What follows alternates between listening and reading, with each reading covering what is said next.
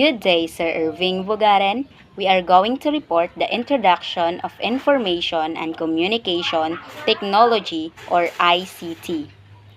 Today, we are going to tackle the history, uses, and impact of ICT in the society. In our current situation, technology is evolving every time, and because of that, there are many ways of communicating through using technology.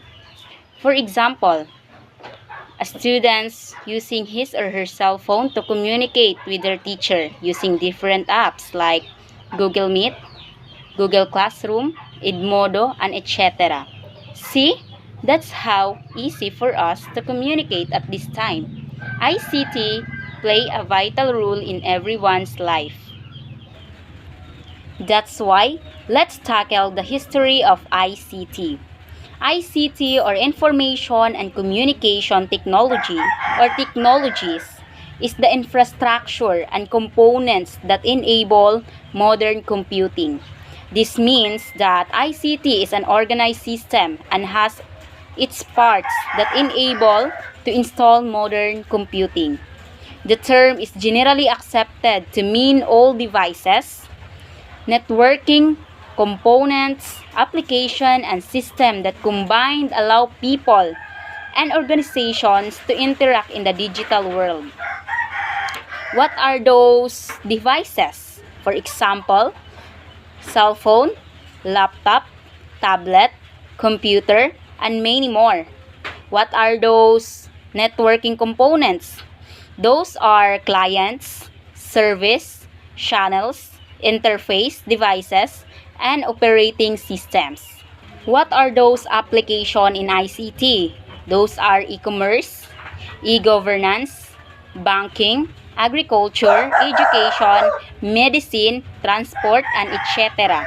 What are those systems in ICT?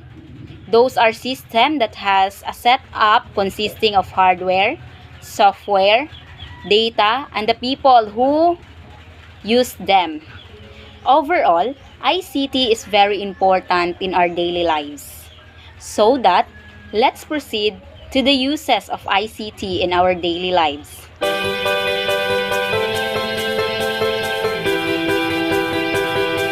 My name is Charmy Marikit and I will be discussing the communication and job opportunities uses of ICT in our daily lives.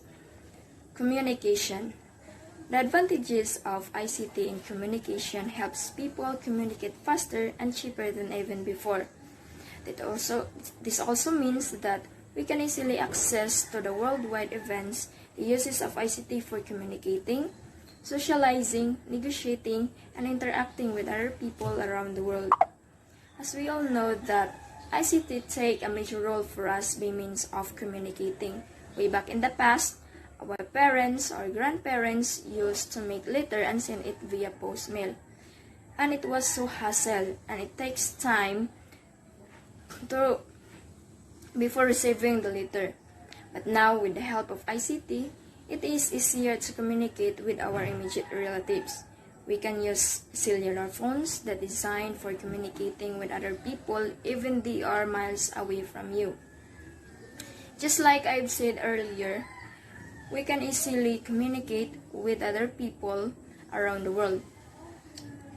In today's generation, people who are actively participate in cyberspace and the online community offered through internet. Chatting, email, voicemail, and social networking, people communicate with each other. It is the cheapest means of communication compared to landline communication. And also, ICT is a crucial part for the student because they would be able to enhance and develop their skills and knowledge through using ICT, and they would be able to learn and search for information using internet in a one-click away. During pandemic, in which the students are not allowed to go to school, the role of ICT is that helps students to continue their studies no matter what happened. Through the use of ICT, the student can also communicate and interact with the teacher through online so that their learning will be continued. And now, let's proceed to job opportunities. In the employment sector, ICT enables organization to operate more efficiently. So, employing staff with ICT skills is vital to the smooth running of any business. Being able to use ICT systems effectively allows employees more time to concentrate on their areas of their job role that requires soft skills. In addition, by the help of ICT, it can provide you easy job that can easily to do at home. Especially during pandemic, many people lost their job, thus they use ICT for online selling, tutorial, vlogging, and any kind of job for them to gain money to support their family. And also, we can easily apply at some companies through internet. It's pretty easy, right? And that's the power of ICT. All things will be fast and easy. My topic is uses of ICT in our daily lives in education. So ICT in education, it allows students to monitor and manage their learning, think critically and creatively, solve simulated real-world problems, work collaboratively, engage in ethical decision-making, and adopt a global perspective towards issues and ideas.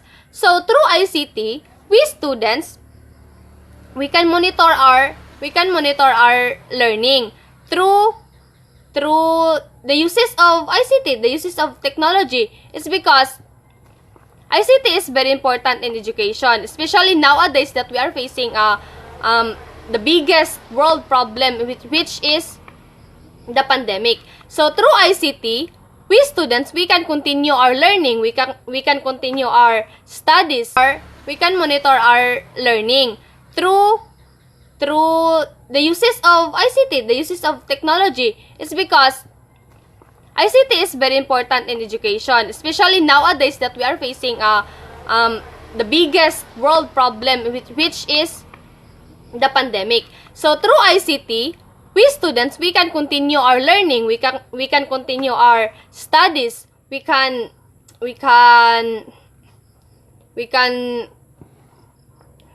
solve our daily activities in education. So without ICT, I think student cannot survive their learning. So for me, ICT is very important nowadays. So my second topic is ICT in socializing. Allows us to connect instantaneously with millions. So ang ICT daw in socializing, makakonekta sa world, makakonekta sa online world, makakonekta sa technology, sa world of technology for social entrepreneurs. This means that their initiatives aren't just limited to one community. So especially for the entrepreneurs. So, ang uban kay nag-face mata karon sa pandemic. So, ang uban nga mga entrepreneurs sa technology na lang sila nagpamaagi through sa technology na lang nag-focus ang ubang mga entrepreneurs para mahalinan sila through online selling. So, kay sa online selling man god, makita na nasa tanan sa tanan nga naka-avail sa online world. So gamit gyapon kayo ang ICT sa socializing.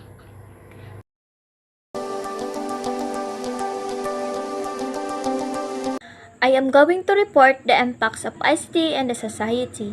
So we have here the positive and the negative. So first, I am going to discuss the positive impacts of information and communication technology or ICT. So first is access to information, increase in access to information and services that has accompanied the growth of internet. Some of the positive aspects of this increased access are better and often cheaper communications. Ito po yung mga data or information ng isang tao o ng isang bagay is readily available na po sa internet. Like for example, sa mga famous personality, sa Wikipedia or Google, hindi na po kailangan pumunta sa library to research some informations. Lalong-lalo na sa education is nandyan na po. Much better na po and open cheaper communication. So second is improve access to education. Distance learning and online tutorials, new ways of learning, interactive multimedia, and virtual reality. Nasabi na po kanina, kahit na tayo ay nasa distant learning, madami na po tayong online tutorials. New ways learning, interactions, multimedia, or virtual reality. Lalong-lalo na sa medical school, kahit na po walang face-to-face, ay ang yung mga laboratories nila ay pwede na po silang mag-simulate. Like for example, operation ayan sa kagamitan ng ICT or computer para sa ma-visualize na mga estudyante o isang operation. Like for example, safe when it comes to parang napapanood ng teachers and animated kasi halimbawa kapag first time na po mag-opera, syempre parang risky. Third is the new tools, new opportunities. ICT gives access to the new tools that did not previously exist. Digital cameras, photo editing software, and high-quality printers.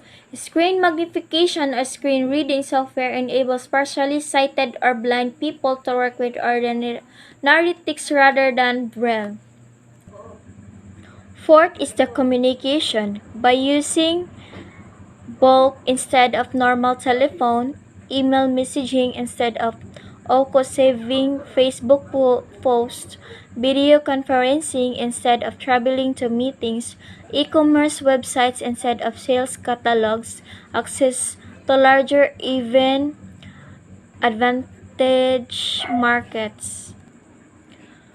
Information management is data mining customers' information to produce less targeted advertising, improve stock and control, consulting in less wastage, better cash flow, and etc. When it comes to security, ICT solves or reduces some security problems. Encryption methods can keep data safe from unauthorized people, both while it being stored or while it is being sent electronically. Importante po ito kasi usong-uso na po ngayon ang hacking. ICT allows people to participate in a worldwide society. Distance learning, students can access teaching materials from all over the world. ICT facilitates that ability to perform impossible experiments by using simulations. Creations of new, more interesting jobs. Example would be the system analyst, programmers and software engineers, as well as help desk operations and trainers. So kung may positive at syempre may negative naman impacts of information and communication technology. So, ngayon, job loss is manual operations being replaced by automations, robots replacing people on assembly line, job exports, data processing work being sent to other countries where operating costs are lower, multiple workers being replaced by a smaller number who are able to do the same amount of work. A worker in a supermarket checkout can serve most customers per hour if a barcode scanner linked to computerized till is used to detect goods instead of the worker having to enter in the item and price manually. Unlike po before, is manually lang po at ngayon ay high-tech na po through computers. So next is reduce personal interaction. Most people need some form of social interaction in their daily lives, and if they do not get the chance to meet and talk with other people, they may feel isolated and unhappy.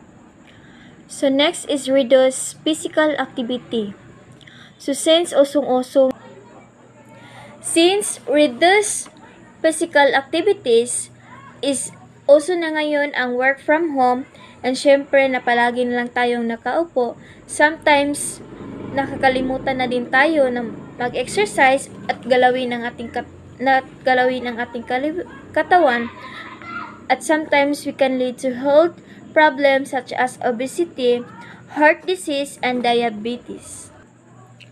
So cost, a lot of ICT hardware and software expensive, both to purchase and to maintain.